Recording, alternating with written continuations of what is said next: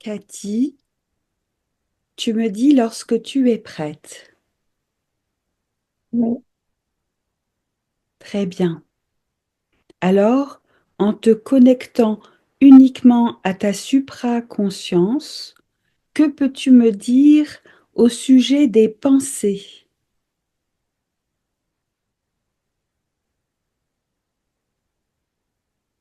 elles viennent pas toujours de nous. Elles ne viennent pas toujours de nous. Elles viennent d'où alors? Il y a des choses que l'on veut qu'on pense.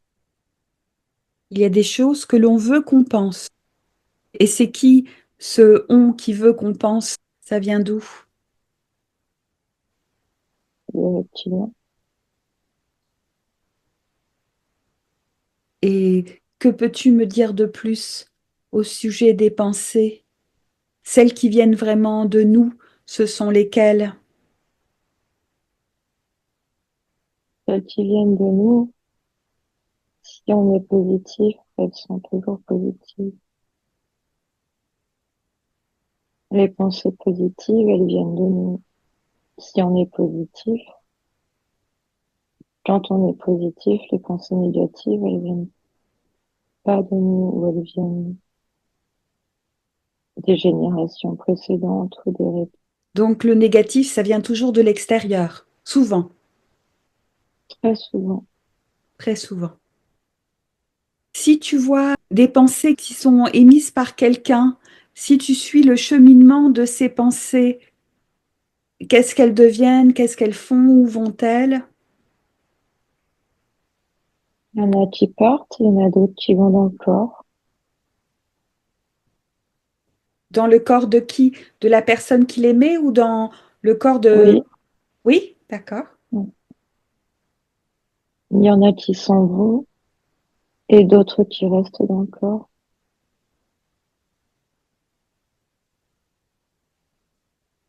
Est-ce que ça veut dire qu'il y en a une partie qui s'en va et l'autre partie qui reste dans le corps, c'est systématique? Ou y a-t-il des pensées qui ne font que partir sans aller dans le corps, sans rester dans le corps? Oui, il y en a qui restent pas. Il y en a qui s'en vont, qui font que passer. Très bien. Et celles qui restent pas, c'est des pensées particulières?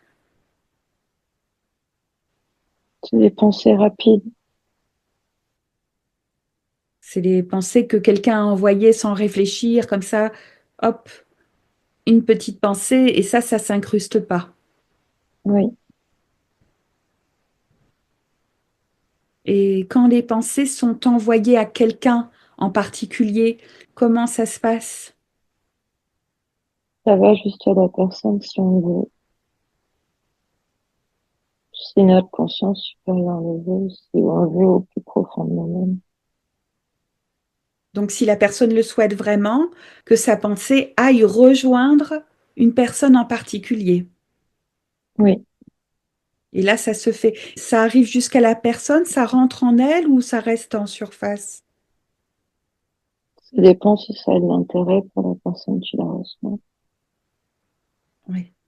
Et si c'est pas intéressant pour la personne à qui c'est destiné, elle va la balayer, elle va la refuser. Elle va faire que passer. Donc l'information s'incruste quand c'est intéressant, quand ça coïncide avec les intérêts et la personnalité du récepteur. Oui, quand il y a un intérêt ou un sentiment. Et quand la pensée se transmet, est-ce que elle reste aussi dans l'atmosphère? Est-ce qu'elle va aussi ailleurs? Qu'est-ce que tu ressens? Elle peut rester dans l'atmosphère de la personne qui veut pas la recevoir. Et dans l'atmosphère générale des humains, est-ce que ça reste là aussi? Il y a des pensées dans l'atmosphère générale des humains. C'est des mêmes pensées qui sont envoyées, elles sont envoyées à tous et chacun les reçoit différemment. Il y en a qui les reçoivent dans leur corps, il y en a qui le font que passer. Ça dépend des intérêts qu'on a envie de porter à tout ça. Je dirais sentiment ou intérêt. Quand il y a des sentiments et des intérêts qui sont similaires à ses pensées, c'est là où ça s'imprègne sur la personne. Oui, Très bien. Est-ce que chaque pensée se transmet avec la même intensité? non. Les pensées, elles ont l'intensité qu'on leur donne. Quand une personne envoie une pensée intense, ça vient d'où en elle? C'est Ça vient du cœur. du cœur. Très bien. Ça peut venir de la colère aussi. Oui, ça peut être aussi des pensées négatives. Donc, Ça peut être d'énergie très haute ou très basse. Oui. plus l'intention de la pensée est puissante et plus elle va avoir un effet sur la personne. Et plus on a des chances qu'elle arrive. Alors, essaye de visualiser quelqu'un qui émet une pensée puissante, positive à l'égard de quelqu'un. On Qu'est-ce peut la ressentir qu'il peut la ressentir? Il la ressent où à l'intérieur de lui? dans le cœur. Dans son cœur. Est-ce que ça s'imprègne? Est-ce que ça reste? Ou alors après ça se dissout? Est-ce que ça a une action particulière sur son corps, son Ça esprit? peut soigner. Ça peut soigner. Mm. Ça peut l'aider à guérir ses problèmes biologiques, émotionnels ou de son Oui, esprit. Et s'il y a, par exemple, beaucoup de personnes qui pensent à une autre personne qui ne va pas bien en envoyant des sentiments de guérison, d'amour, si c'est sincère, ça peut guérir. si c'est sincère, ça peut vraiment guérir. Oui. Et à l'inverse, quelqu'un qui enverrait un sentiment, des pensées de colère, de méchanceté, On peut mourir. elle peut mourir. Mm. Et comment la personne peut se protéger de telles intentions? Elle se donne beaucoup d'amour à elle-même. Si la personne s'aime, c'est là où ça peut faire barrage aux intentions malveillantes d'autres personnes. Oui. Aussi, il y a beaucoup de personnes qui l'aiment. S'il y a beaucoup de personnes qui lui veulent du mal, par exemple, elle peut s'en protéger aussi. Oui, s'il y a beaucoup de personnes qui lui veulent du bien. Si cette personne s'aime et qu'en plus, il y en a d'autres aussi qui l'aiment, là, ça peut faire écran. Oui, Alors, essaye de visualiser les humains et les pensées. Tu les vois comment, ces pensées? c'est horrible. C'est Mm. horrible. C'est-à-dire, Il n'y a pas beaucoup d'humains positifs. il y a plus de mauvaises pensées que de bonnes, c'est ça? Même les humains qui sont dans le cœur, ils ont plein de pensées négatives. Ah oui. Oui, donc c'est pas des belles énergies qui circulent. Il y en a, pas beaucoup. Et est-ce que tu peux voir des énergies positives qui sont émises par des groupes, par plusieurs personnes en même temps? Est-ce qu'il y en a? Oui, parce que les personnes qui sont dans la lumière, leurs énergies, elles se regroupent. Ah oui.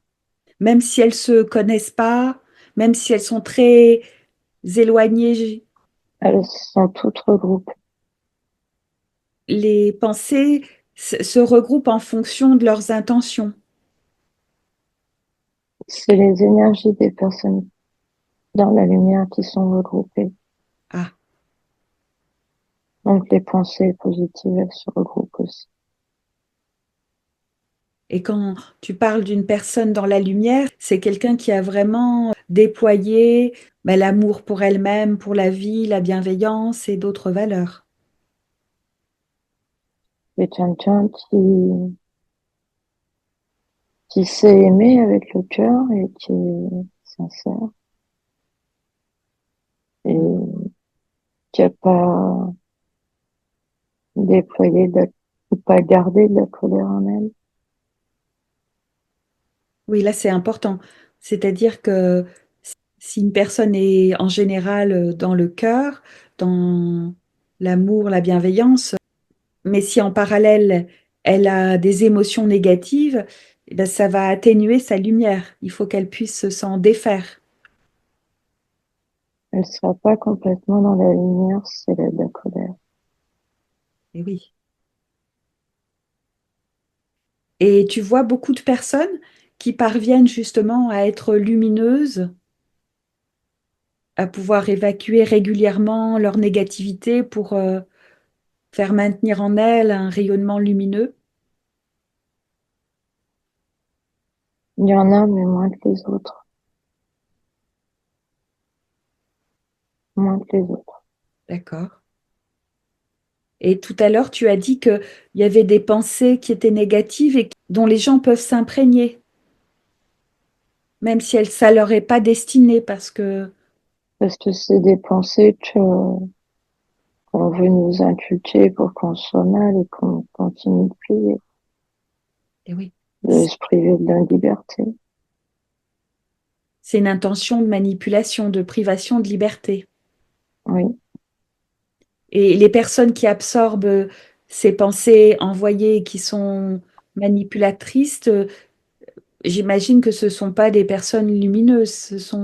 C'est quel type de personnes? des personnes qui pourraient être lumineuses, mais qui sont dans un carcan et qui croient que c'est bien. Qui ont l'impression d'être épanouies telles qu'elles sont. Se posent pas la question, elles font comme on leur dit de faire. Elles ont une tendance naturelle à se laisser guider par les autres. Bah, comme le monde nous éduque à le faire depuis qu'on est né. D'accord. Comme la société inculque aux gens, pour eux, c'est la normalité. Elles ne remettent pas en question ces choses-là.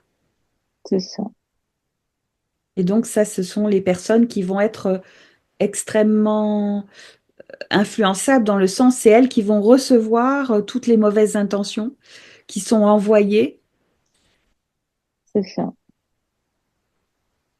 et ça va leur faire quoi à l'intérieur? Ça va leur donner comme des formes de directives, ça va leur donner envie de faire telle ou telle chose ou de ne pas faire aussi. Qu'est-ce que ça fait sur elles? Ça les rend malades, ça les empêche de s'exprimer,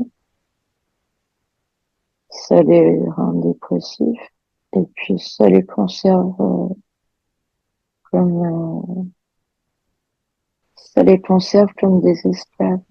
Des esclaves. Comment pourraient faire ces personnes pour sortir de cet enfermement? Écouter ce que les autres leur disent, avoir l'esprit plus ouvert, écouter ce que les personnes lumineuses peuvent leur dire. Être à l'écoute à l'égard de nouvelles choses, de nouvelles personnes qui soient plus lumineuses. Être capable de les entendre, vouloir les entendre. Et toutes ces pensées que tu voyais, tu m'as dit que c'est horrible parce qu'il y a une majorité de mauvaises pensées, même parfois aussi émises par les personnes qui ont une tendance positive. Est-ce que tu vois qu'à un moment, ces pensées s'évaporent ou se transforment? Il y en a plein qui s'évaporent, il y en a qui restent. Et celles qui restent, elles font quoi? Qu'est-ce qui se passe? Elles gardent la tête en bas. Elles empêchent de vouloir sa liberté. Elles empêchent d'être épanouies. Elles enferment les gens Oui, dans leur propre tête. dans leur propre esprit, d'accord. Oui, donc c'est comme si elles étaient là comme un nuage noir constant au-dessus des humains et que ceux qui suivent le groupe, eh ben, c'est elles qui vont de plus en plus continuer à être affaiblies, soumis. C'est pas constant Ça dépend de quoi? de ce qui décide. Il y a des moments où il y a plus que d'autres moments. Si on décide de plus entendre, on n'entend plus. Si on décide de plus recevoir ces pensées négatives qui sont diffusées dans toute l'humanité, ben on peut ne plus les entendre, ne plus les ressentir, être hermétique. Parce que même si les gens, quelqu'un d'extrêmement soumis, si à un moment il le décide, il y a toujours la possibilité de dire stop et de refuser. Oui, mais il le fera pas parce que ça lui fera peur Ça lui fera peur. Pourquoi? de changer, parce que les humains ont peur du changement. Eh oui. Donc, ce que tu dis, c'est que c'est rare quand même lorsque les personnes asservies, soumises, ont la force, l'audace de refuser ces mauvaises influences. Elles en sont même pas conscientes. Elles savent pas. Elles en peuvent pas s'en rendre compte. Elles ne peuvent pas s'en rendre compte. Ces personnes asservies, soumises, si elles ont près d'elles une personne lumineuse, que se passe-t-il? Ce sera pas quelqu'un de bien pour elles. Elles vont pas l'apprécier forcément. Non, ce sera pas quelqu'un de crédible. C'est des personnes qui aiment la liberté et les personnes qui aiment la liberté, elles sont mal vues. Mal vues. Oui, les personnes lumineuses, celles qui aiment la liberté, et elles sont souvent rejetées par le groupe soumis et asservi. Et puis elles font peur. Elles font peur. Elles font peur à ceux qui sont soumis. Elles font peur parce qu'elles sont lumineuses. Et cette lumière, ben, ils savent pas d'où ça vient, donc ils ont peur. Est-ce que les personnes lumineuses peuvent justement se protéger aussi de la négativité, du rejet des autres? Oui, faut être lumineuse tout le temps. C'est la solution. C'est la seule. Garder sa lumière tout le temps et son énergie tout le temps. Le seul moyen de se préserver absolument, c'est de maintenir sa lumière en permanence. Oui, Comme ça, on se protège des humains mimétiques et négatifs et soumis, et en même temps, des pensées qui sont envoyées volontairement pour manipuler et abaisser l'énergie collective. oui, Bon, ça, c'est une bonne nouvelle. c'est pas facile. Et oui, parce que tu l'as dit tout à l'heure, ça nécessite aussi à ces personnes lumineuses de pouvoir effacer lorsqu'elles ressentent des émotions négatives, de pouvoir les chasser aussi rapidement pour Il retrouver tout leur éclat, tout leur rayonnement. faut les chasser rapidement, faut des moments pour recharger l'énergie. Sans ces personnes-là, Donc ça veut dire que les personnes, pour se recharger positivement, elles ont besoin de s'isoler des autres. mais sinon, au bout d'un moment, ça les noircit. Ah, ça les noircit sinon. Donc pour maintenir leur lumière, elles doivent régulièrement s'éloigner des personnes qui sont soumises et négatives. Oui, Est-ce que tu reçois encore une autre information?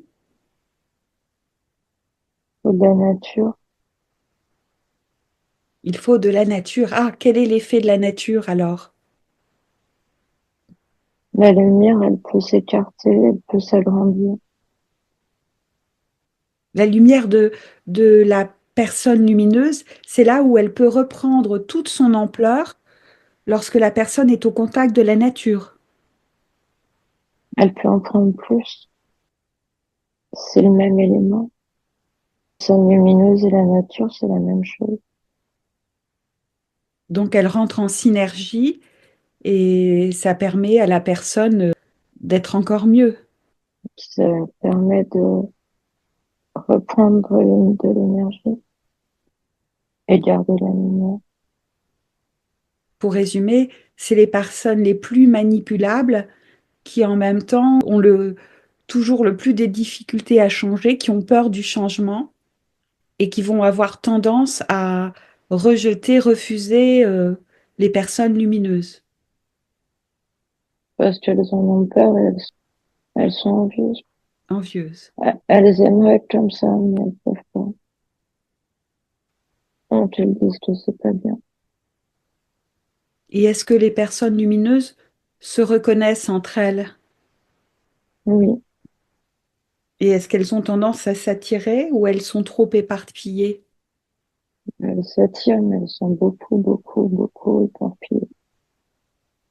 Peut-être ça veut dire que elles s'attirent comme ça, même à des distances très éloignées, mais géographiquement, elles sont très loin les unes des autres concrètement, donc c'est difficile pour elles de se rencontrer véritablement. Il y en a pas beaucoup. D'où l'importance à ces personnes lumineuses d'apprendre à se préserver absolument en gardant un contact régulier avec la nature et en s'éloignant des autres. Oui, As-tu encore autre chose à dire? il y en a plein quand même. On est trop, trop dispersés. C'est quand même positif. Oui, parce qu'elles savent qu'elles font partie de la même chose.